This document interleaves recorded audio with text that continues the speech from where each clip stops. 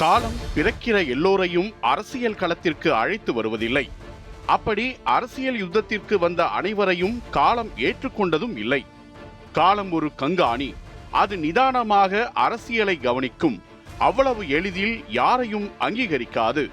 அது இந்த மக்களுக்கான ஒரு போராளியை தேடிக்கொண்டே இருக்கும். வரலாற்றில் தலைவர்கள் பிறப்பார்கள் என்று ஒருபோதும் காலம் காத்திருப்பதில்லை. அது களத்தில் இருக்கிற ஒருவரை மக்கள் தலைவராக தேர்ந்தெடுத்துக் கொள்ளும். கல் மீதும் முள் மீதும் விழுந்து காயப்படாதவன், பூக்களை பார்ப்பதற்கு கூட தகுதியற்றவன் என்பதுதான் அதன் விதி.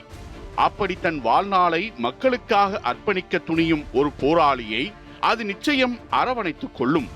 மக்கள் மனதில் நீங்கா இடம் பிடித்து வாழ வேண்டுமானால் ஒரு தலைவனின் மனதில் மக்கள் வாழ வேண்டும். மக்களை நோக்கி நகராத எந்த தலைவரும் சிகரத்தின் அடிவாரத்திற்கு கூட பயணம் செய்ய முடியாது என்பதுதான் அரசியலின் அரிச்சுவடி.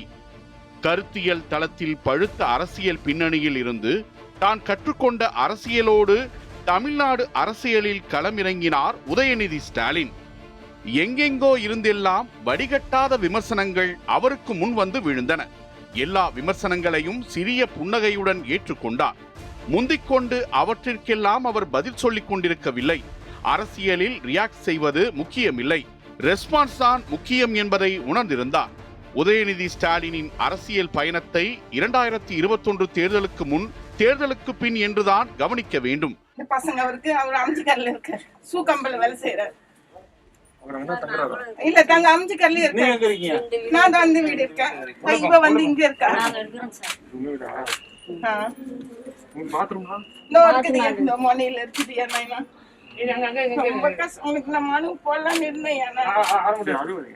நாம் யாருக்காக வேலை செய்ய போகிறோம், யார் பக்கம் நிற்க போகிறோம் என்பதை களம் தீர்மானிக்கும். களத்திற்கு செல், மக்களை சந்தி, அவர்களோடு பேசு. நீ என்ன செய்ய வேண்டும் என்பதை அவர்களே உணர்த்துவார்கள் என்பதையெல்லாம் தீர்க்கமாக புரிந்து கொண்டு தனக்கென தனிப்பாதையை கட்டமைத்தார் உதயநிதி ஸ்டாலின்.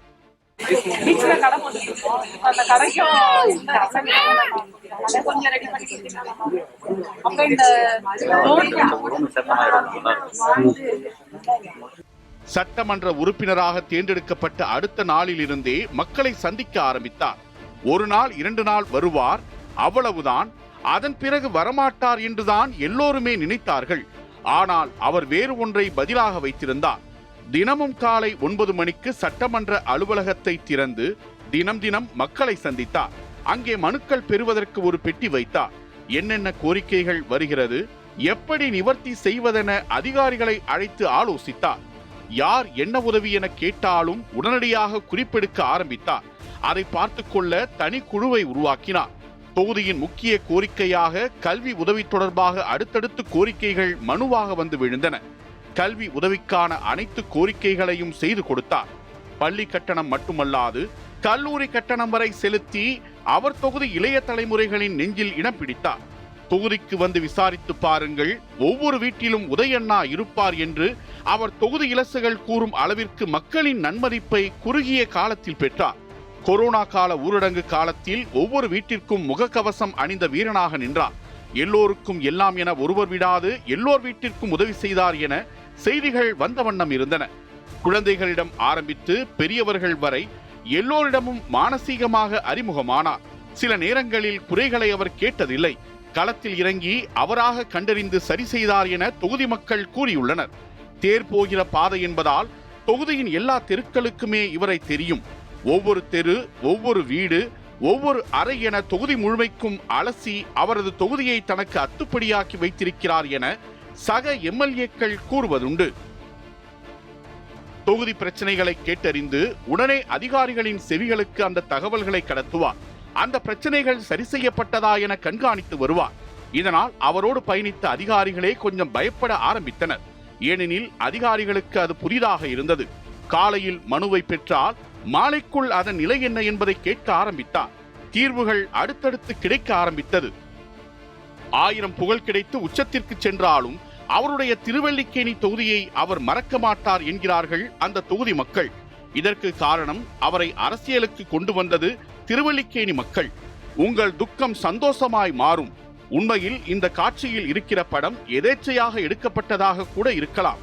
ஆனால் மக்களோடு மக்களாக அவர் எவ்வளவு இணக்கமாக இருக்கிறார் என்பதற்கான வரலாற்று சான்று போல் அமைந்தது இந்த படம்.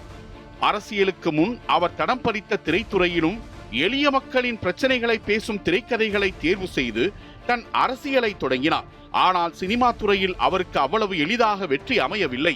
2008ஆம் ஆண்டு தயாரிப்பாளராகவும் 2009ஆம் ஆண்டு கெஸ்ட் ரோலில் நடித்து நடிகராகவும் கால்பதித்த உதயநிதி 2010ஆம் ஆண்டு திரைப்பட விநியோகஸ்தராக அடுத்த கட்டத்தை நோக்கி நகர்ந்தார். முதலில் அவர் வாங்கி விநியோகம் செய்த திரைப்படம் விண்ணை தாண்டி வருவாயா. அதனைத் தொடர்ந்து மதராசப்பட்டினம், பாஸ் என்கிற பாஸ்கரன், மைனா என உதயநிதி விநியோகம் செய்த அனைத்து படங்களும் கோடம்பாக்கத்தை திரும்பி பார்க்க வைத்தன. மறுபுறம் தங்களது முயற்சியில் சற்றும் மனம் தளராத விக்ரமாதித்தனாக இருந்த பல இயக்குனர்கள் உதயநிதியை நடிக்க வைப்பது, நடிக்க வைத்தே தீர்வது என்ற முடிவில் உறுதியாக இருந்தனர். அவர்களில் ஒருவர்தான் இயக்குனர் ராஜேஷ். பாஸ் என்கிற பாஸ்கரன் படத்தின் பிரம்மாண்ட வெற்றியை தொடர்ந்து இயக்குனர் ராஜேஷ் தனது அடுத்த படத்தின் ஒரு லைன் கதையை எடுத்துக்கொண்டு உதயநிதியை சென்று சந்தித்தார்.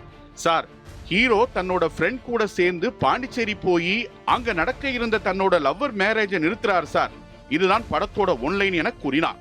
அந்த ஒன்லைன் உதயநிதிக்கு பிடித்து போனது. படத்தின் முழு கதையையும் கூறும்படி கேட்டார். அதுவும் பிடித்து போகவே அந்த புள்ளியில் தொடங்கியதுதான் ஓகே ஓகே படப்பிடிப்பு. சுமார் 110 நாட்கள் படப்பிடிப்பு நடைபெற்றது.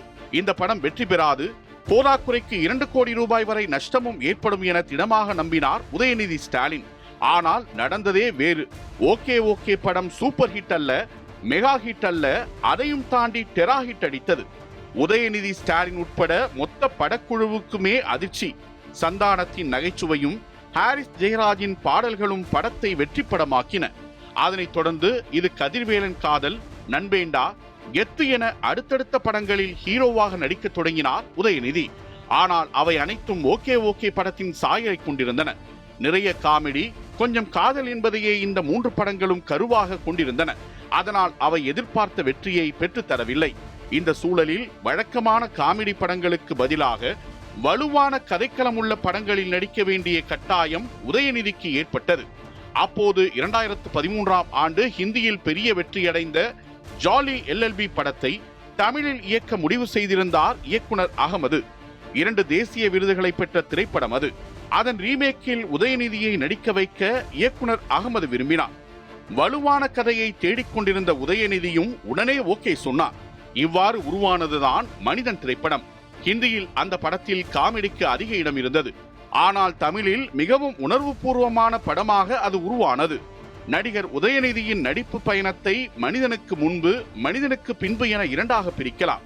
அந்த அளவுக்கு அத்திரைப்படம் உதயநிதியை நடிப்பில் அடுத்த கட்டத்திற்கு நகர்த்தி இருந்தது.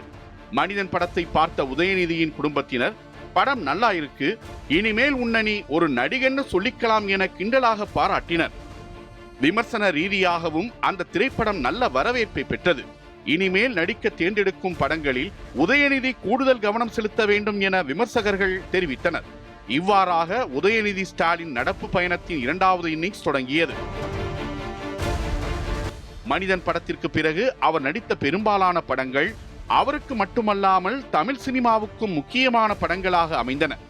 நிமிர், கண்ணே கலைமானே, சைக்கோ, நெஞ்சுக்கு நீதி, கழக தலைவன் என அந்த பட்டியல் நீள்கிறது. இவ்வாறு திரைத்துறையில் தனக்கான தனியிடத்தை பிடித்தார் உதயநிதி ஸ்டாலின். மறுபுறம் தமிழக அரசியலிலும் அவர் தவிர்க்க முடியாத தலைவராக உருவெடுத்தார். சிறுவயது முதலே உதயநிதி ஸ்டாலினுக்கு சினிமாவை நெருக்கமாக அறிய எப்படி வாய்ப்பு ஏற்பட்டதோ அதேபோல் அரசியலையும் அறிந்து கொள்ளும் சூழலும் கிடைத்தது. இருந்தாலும் சினிமா மட்டுமே அவரது கனவாக இருந்து வந்தது. அரசியலில் அவ்வளவாக அவர் ஆர்வம் காட்டவில்லை. ஆனால் அவரது தாத்தாவும் முன்னாள் முதலமைச்சருமான கருணாநிதி உடல்நலக்குறைவால் பாதிக்கப்பட்ட போது அரசியல் பணிகளையும் கவனிக்க வேண்டிய கட்டாயம் உதயநிதிக்கு ஏற்பட்டது. அதன் தொடக்கமாக திமுகவின் அதிகாரப்பூர்வ நாளேடான முரசொலியின் நிர்வாக இயக்குனர் பொறுப்பு 2016ஆம் ஆண்டு அவருக்கு வழங்கப்பட்டது. அதே ஆண்டு நடைபெற்ற சட்டமன்ற தேர்தலின் போது உடல்நலக்குறைவு காரணமாக கருணாநிதியால் தேர்தல் பரப்புரைகளில் முழு வீச்சுடன் ஈடுபட முடியவில்லை. அப்போது திருவெரும்பூர் தொகுதியில் வேட்பாளராக நின்ற தனது நண்பர் அன்பில் மகேஷுக்காக மட்டும் உதயநிதி பரப்புரை மேற்கொண்டார். தொடர்ந்து திமுக நடத்திய போராட்டங்கள் மற்றும் கட்சி நிகழ்வுகளில் அவ்வப்போது அவர் கலந்து கொண்டார். அந்த சமயத்தில் உதயநிதியிடம் பேட்டி எடுத்த இணைய ஊடகம் ஒன்று அவரின் அரசியல் பயணம் குறித்து கேள்வி எழுப்பியது. அதற்கு பதிலளித்த உதயநிதி, எப்போதும் நான் அரசியலில் இருந்து வந்துள்ளேன். 6 ஆண்டுகளாக எனது படத்திற்கு தொல்லைகள் அளிக்கப்பட்டு வருகின்றன. அப்படி என்றால் நான் அரசியலில் இருக்கிறேன் என்றுதானே அர்த்தம் என பதிலுக்கு கேள்வி எழுப்பினார். தொடர்ந்து திமுக சார்பில் நடத்தப்பட்ட கிராம சபை கூட்டம் உள்ளிட்டவற்றிலும் உதயநிதி பங்கேற்றார். மேலும் 2019 நாடாளுமன்ற தேர்தலின் போது அனைத்து தொகுதிகளிலும் திமுக மற்றும் அதன் கூட்டணி கட்சி வேட்பாளர்களை ஆதரித்து பிரச்சாரம் மேற்கொண்டார். பரப்புரை களத்தில் மு.க. ஸ்டாலினுக்காக செய்யப்படும் ஏற்பாடுகளுக்கு இணையான ஏற்பாடுகளை உதயநிதிக்காக திமுக நிர்வாகிகள் செய்தனர். அந்த தேர்தலில் 39 தொகுதிகளில் 38 தொகுதிகளில் திமுக கூட்டணி வெற்றி பெற்றது. தேர்தல் வெற்றிக்கு உதயநிதியின் சூறாவளி பிரச்சாரம் முக்கிய காரணம் என திமுகவினர் பலரும் பாராட்டு தெரிவித்தனர்.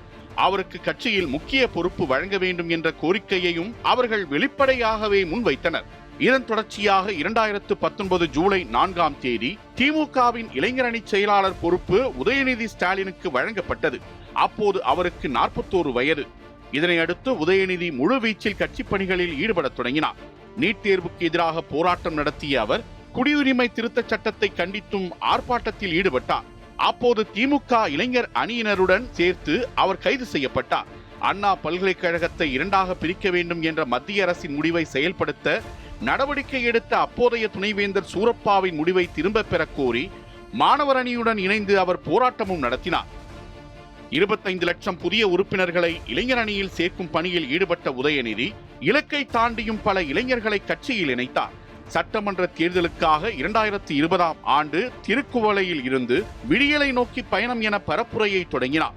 இந்த சூழலில்தான் 2021 சட்டமன்ற தேர்தலில் திமுகவின் கோட்டையாக விளங்கக்கூடிய சேப்பாக்கம் திருவல்லிக்கேணி தொகுதியில் போட்டியிடுவதற்கான வாய்ப்பு அவருக்கு வழங்கப்பட்டது.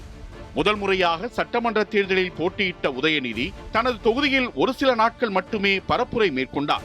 மற்ற நாட்களிலெல்லாம் பிற தொகுதிகளில் பரப்புரை மேற்கொள்வதிலேயே அதிக கவனம் செலுத்தினார். இருந்தபோதும் உதயநிதியை பெருவாரியான வாக்குகள் வித்தியாசத்தில் வெற்றி பெறச் செய்தனர் சேப்பாக்கம் திருவல்லிக்கேணி தொகுதி வாக்காளர்கள். ஒற்றை செங்கலை வைத்துக் கொண்டு அவர் மேற்கொண்ட தேர்தல் பிரச்சாரம் நல்ல பலனை அளித்தது. சிறப்பான யுக்தி என பலராலும் பாராட்டப்பட்டது. திமுக ஆட்சி அமைக்கும் போதே உதயநிதிக்கு அமைச்சரவையில் இடம் வழங்கப்படும் என எதிர்பார்க்கப்பட்டது. ஆனால் அன்பில் மகேஷ், மதிவேந்தன் உள்ளிட்டோருக்கு மட்டுமே அமைச்சரவையில் புதிதாக இடம் வழங்கப்பட்டது. உதயநிதி அமைச்சராக்கப்படவில்லை. இதனிடையே 2022 நவம்பர் 23ஆம் தேதி 2ஆம் முறையாக உதயநிதிக்கு இளைஞரணி செயலாளர் பொறுப்பு வழங்கப்பட்டது.